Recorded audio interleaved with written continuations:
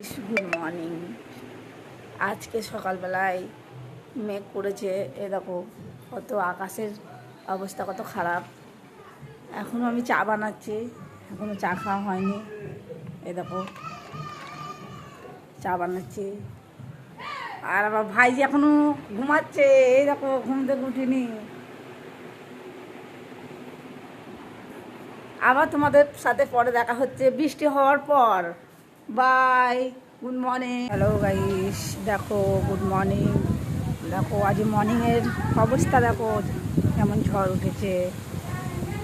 এই দেখো, দাঁড়াও আমি তোমাদের ছাদে গিয়ে দেখাচ্ছি।